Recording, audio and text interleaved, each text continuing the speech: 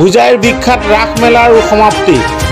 উপস্থিত উপাচাৰ্য ডক্টৰ মানৱেন্দ্ৰ দত্ত চৌধুৰী আৰু প্ৰাক্তন বিধায়ক শিলাদিত্য দেৱ।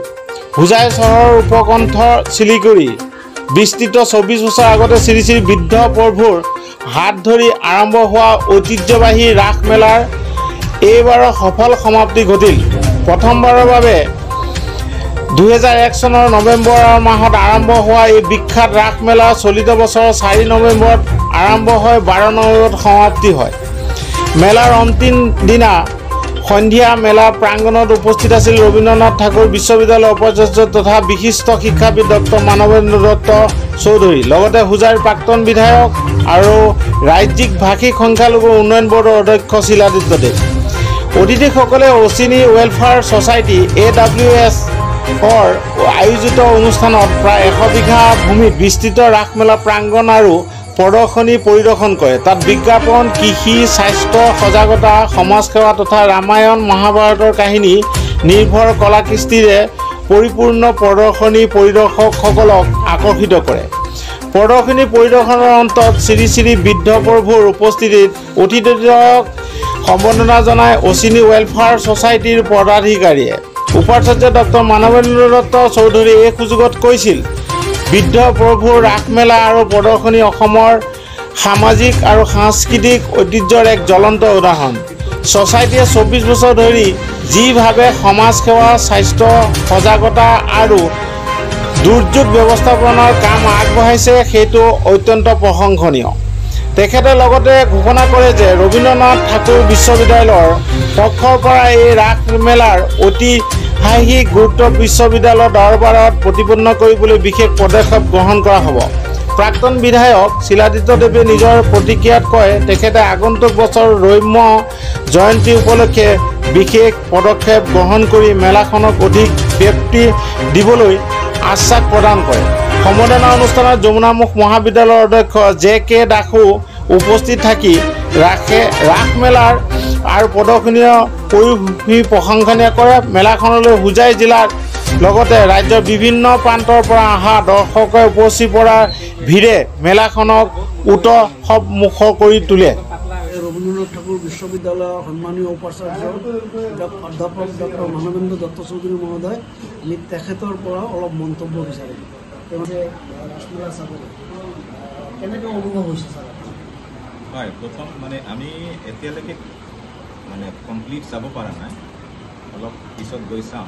কিন্তু যিখিনি ইণ্টাৰেক্ট কৰিলোঁ অচিনি ৱেলফেয়াৰ ছ'চাইটিৰ মেম্বাৰৰ লগত, তেনেকুৱা ভাল লাগিছে যে তেওঁলোকৰ তাত ধুনীয়া ড্ৰেছ আছে আৰু তাত বৰ্ডত চালোঁ এডুকেশ্যন মেনেজমেণ্ট গ্ৰুপ আছে, লিগেল এডভাইচাৰী গ্ৰুপ আছে, ডিজাষ্টাৰ মেনেজমেণ্ট গ্ৰুপ আছে, কালচাৰেল গ্ৰুপ আছে। এইখিনি যোগেদি তাহাঁতে এটা ছ'চিয়েল ছাৰ্ভিচ কৰি আছে। আৰু ইয়াত যিখিনি চালোঁ,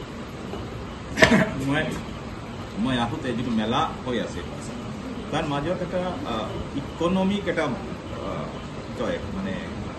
গ্ৰৌথৰ এটা প্ৰস্পেক্ট ইয়াত আছে বুলি মই ভাবিছোঁ।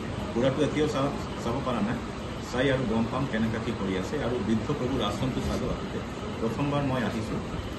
এতিয়ালৈকে ইয়াৰ অচিনি ৱেলফেয়াৰ ছ'চাইটিৰ মেম্বাৰৰ চিনচিয়াৰিটি আৰু তাহাঁতৰ এইটো চাই বৰ ভাল লাগিছে। বাকীটো চাই লওক, তাৰপিছত যদি কিবা কমেণ্ট কৰিব লাগে।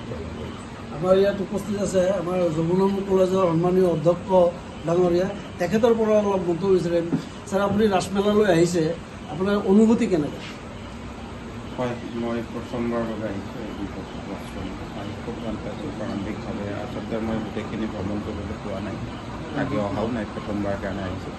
কিন্তু আমাৰ উপাচাৰ্য মহোদয়ে কোৱাৰ ধৰণে প্ৰথম আহিয়ে যিটো আমি বাৰ্তালাপ কৰিলোঁ, তাৰ পৰা যিমানখিনি কথা জানিছোঁ, তেখেতসকলে খুব পৰিকল্পিতভাৱে বিভিন্ন ধৰণৰ ছ'চাইটিৰ জৰিয়তে, অশ্বিনী ৱেলফেয়াৰ ছ'চাইটিৰ জৰিয়তে, তাৰ লগত জড়িত হৈ থকা বিভিন্ন ধৰণৰ ছাব কমিটিৰ জৰিয়তে বিভিন্ন ধৰণৰ সেৱা আগবঢ়াই আহিছে। আৰু কোৱা হৈছে যে ইয়াত যিখিনি বিভিন্ন ধৰণৰ থিম লোৱা হৈছে, কিংবদন্তি, ঐতিহ্য পৰম্পৰা, বিলুপ্তপ্ৰায় প্ৰাণী, এইখিনিৰ যিখিনি মূৰ্তি তেখেতসকলে বনাইছে সেইখিনি নিজাকৈ নিৰ্মাণ কৰি উলিয়াইছে। আৰু উপাচাৰ্য মহোদয়ে আমাৰ শিলাদিত্য ডাঙৰীয়াই কোৱাৰ নিচিনাকৈ ইয়াতে যিটো আমি ইকনমিক প্ৰস্পেক্ট দেখিছোঁ আৰু ৰাইজৰ যি সমাগম দেখিছোঁ এইটোৱে অৰ্থনৈতিকভাৱেও এই আশ্ৰমৰ সৈতে বা পাৰ্শ্বৱৰ্তী অঞ্চলৰ মানুহখিনিক এটা আপলিফমেণ্ট দিব বুলি আমি দৃঢ় বিশ্বাস কৰোঁ। ধন্যবাদ।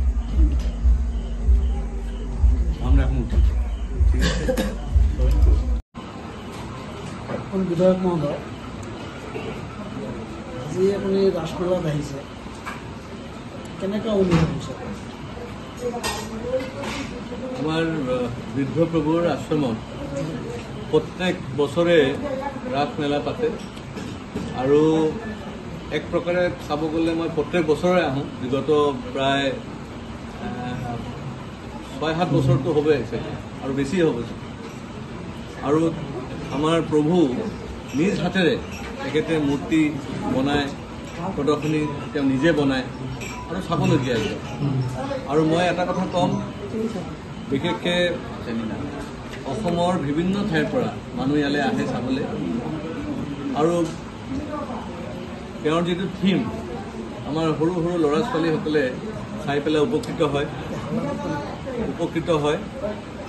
আৰু বিভিন্ন ধৰণৰ ছাবজেক্ট থাকে, ছায়েন্সৰ আছে, প্লাছ আমাৰ ৰামায়ণ মহাভাৰতৰ বহুত ধৰণৰ মূৰ্তি বনাই তেওঁলোকে প্ৰদৰ্শন দেখায় যে বিভিন্ন ধৰণৰ মানে বিভিন্ন সময়ত ৰামায়ণ মহাভাৰতৰ যি কাহিনীবিলাক তেওঁলোকে খুব ধুনীয়াকৈ মূৰ্তি বনাই ইয়াতে প্ৰদৰ্শন কৰে।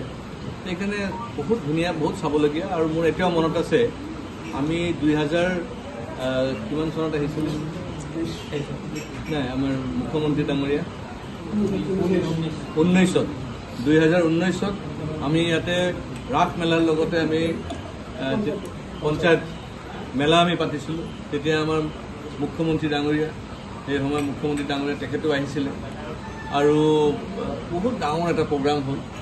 আমি আশা ৰাখিছোঁ আগন্তুক দিনতো আমি সেই ধৰণৰ প্ৰগ্ৰাম আমি ইয়াতে পাতিব পাৰিম।